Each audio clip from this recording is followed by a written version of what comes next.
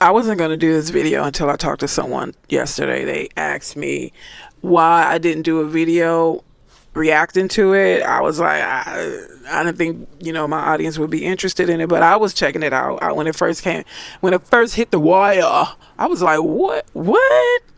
Like, I don't know how many, whoever has hugged someone in an intimate, romantical way, that is usually how you would hug them. I don't even think too many mothers would do that. And maybe if you're being playful with your son, I don't know, I see women doing that with a man they are intimate with. So I felt it was very inappropriate. That's how I felt about it. I was like, wow.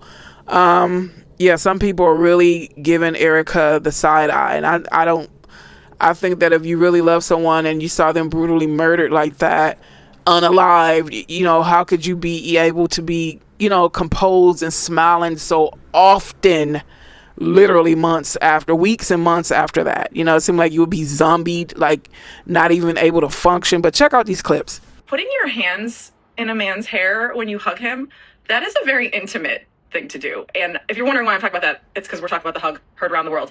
Baby, the way Erica Kirk hugged JD Vance on the stage the other night at that Turning Point event was given very cringy and very disrespectful. That is not the way you hug a married man. I don't care what nobody says. Y'all, in her speech, as she's introducing him, she says, and I quote, "No one will ever replace my husband, but JD Vance has a lot of similarity."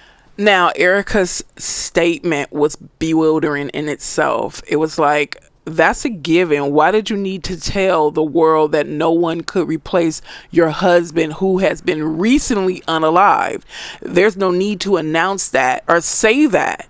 To me, that could be indicative of a guilty conscience. That's what I think. And then when this man comes on stage, she literally gives him this very intimate and passionate hug, as though her hands are all in the back of his head. Baby, the only thing that was missing was the kiss to seal the deal. Do you hear me? And then when JD Vance gets on the stage and starts his speech, honey, I don't know if the man was soft launching his divorce or what. He sits up there and say how he hoped that his wife changed her religion to Christianity because of what? Because of what? So now you're saying you want a Christian woman like Erica? I give JD Vance's wife props because he's constantly saying cringe-worthy comments. It's like, you knew this man, your wife's beliefs before you married her.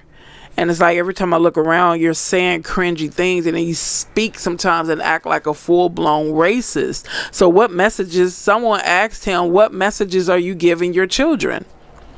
Something to think about.